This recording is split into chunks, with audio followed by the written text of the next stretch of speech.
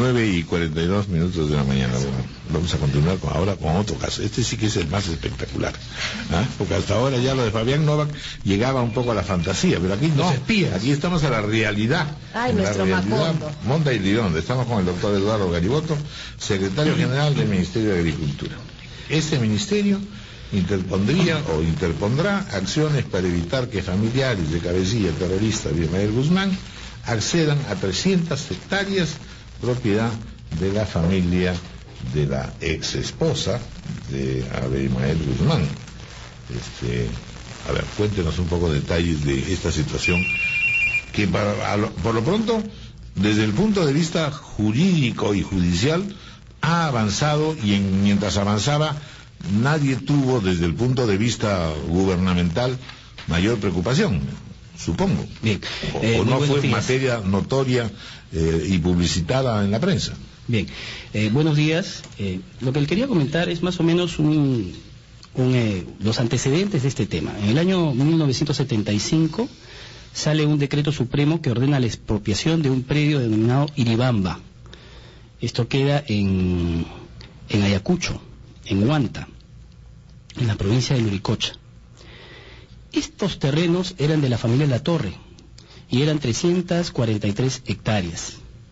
A raíz de este decreto supremo del año 75 que ordenaba la expropiación de esos terrenos, la Dirección General de Reforma Agraria en el año 1976 demandó la expropiación y al año siguiente, en 1977, se aprobó una valorización de 715.000 soles oro por ese terreno y finalmente el terreno pasó al Estado para que éste pueda ser distribuido a los campesinos según la ley de la reforma agraria, previamente lotizado y parcelado, o en su defecto, como planteaba la ley de la reforma agraria, poder ser destinado para un uso estatal con fines agrícolas e interés social.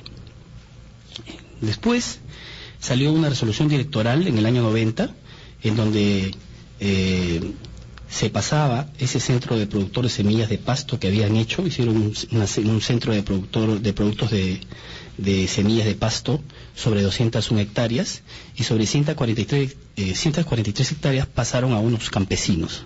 O sea, se le dio una especie de doble uso al predio. Una parte del predio fue para los campesinos y otra parte del predio fue para un centro productor de semillas de pasto.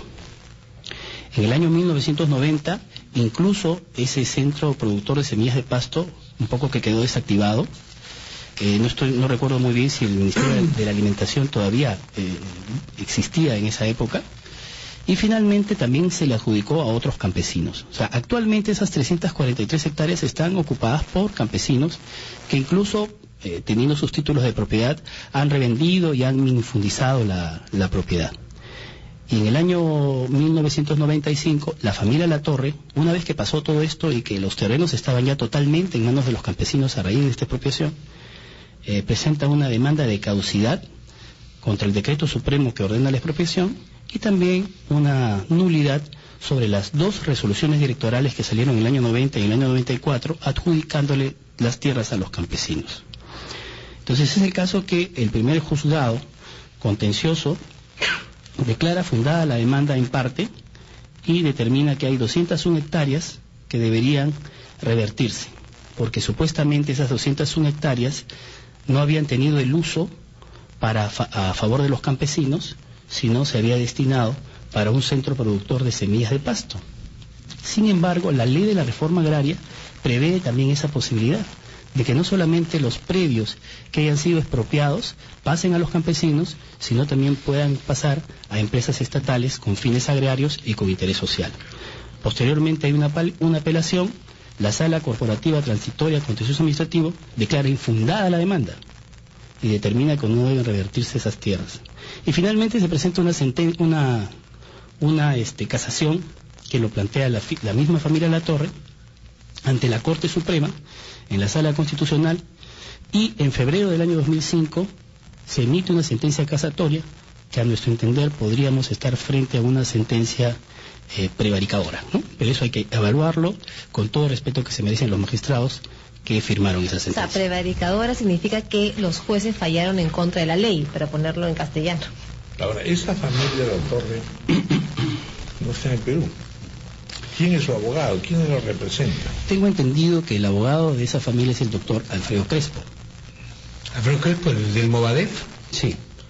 Bueno, sí, porque esta familia, a pesar de que deslindaron con lo que pasaba en nuestro país, y una vez muerta Augusta Latorre, la primera esposa de Ismael, se exilaron de alguna forma en Suecia, me parece, pero desde ahí siguieron vinculados al movimiento de Sendero, aunque lo niegan públicamente, porque se les identificó, la policía de allá y la de acá también, como los recolectores de fondos para Sendero Luminoso, ¿no? Pese a que públicamente dicen que ya no tienen nada que ver con esta organización. Pero usted nos decía algo fuera de micrófonos, que incluso a Ismael Guzmán, en su condición de viudo de Augusta Latorre, miembro de esta familia, de algún modo también sería partícipe de los beneficios de la reversión de las tierras, de la propiedad de las tierras. Bueno, yo no soy especialista en derecho de sucesiones, pero sí les comentaba que le pregunté, que le consulté a un colega, a un abogado, y me dijo que sí, que le darían a Ismael Guzmán y la madre de Augusta Latorre, que tengo entendido que está viva, sí, concurren los dos en partes iguales sobre la parte que le correspondería a Augusta Latorre, ¿no? Eso habría que evaluarlo de todas maneras y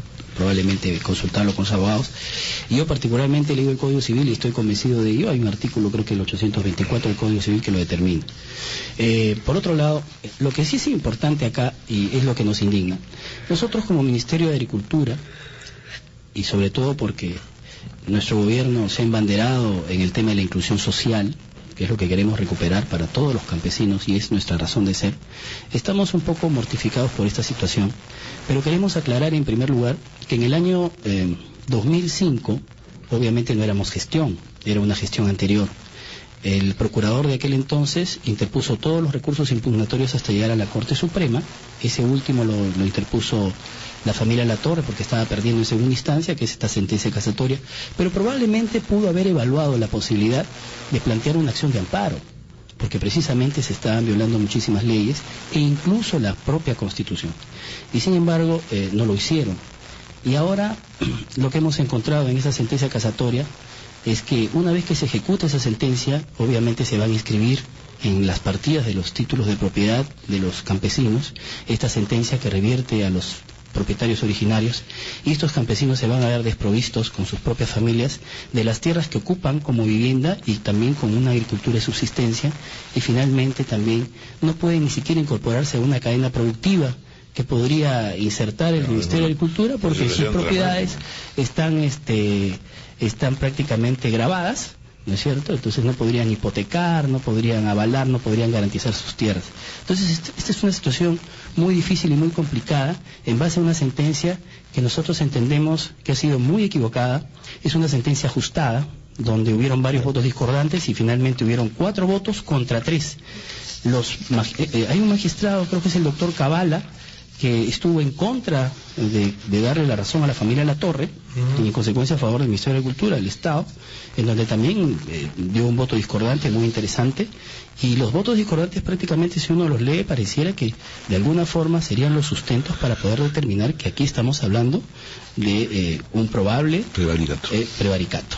¿Por qué le digo, para terminar? Por ejemplo, aquí se está aplicando la Ley General de Expropiación que salió en el año 84. En esa Ley General de Expropiación se dice claramente que esa ley no se aplica en lo que respecta a reversión, y a todo decide la ley, no se aplica para temas de expropiación de mineras y para temas de expropiación de reforma agraria. Y sin embargo se aplica esa ley para darle la razón a la familia Latorre. Eso, por ejemplo, es un claro ejemplo de que estaríamos probablemente frente a un caso de prevaricato. Y por eso el Ministerio de Agricultura va a evaluar la posibilidad de presentar una denuncia dependiendo de cuál sea la situación de estos vocales supremos, constitucional u ordinaria. Muy bien, de acuerdo. Muchas gracias, doctor Eduardo Gariboto Sánchez, secretario general del Ministerio de Agricultura. Es un caso realmente de novela. Gracias. 9:51 de la mañana.